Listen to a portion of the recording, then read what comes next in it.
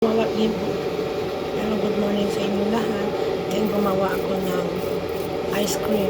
Ito ay Nescafe Lasel Mocha. So, kaya naging ice cream siya mga guys. Nilagyan ko siya ng fresh milk.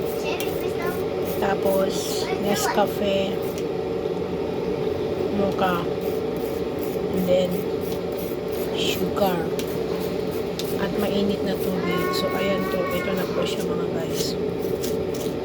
Ito ngayon kalabasan ng ice cream. Nescafe Mocha ko. Smooth siya mga guys.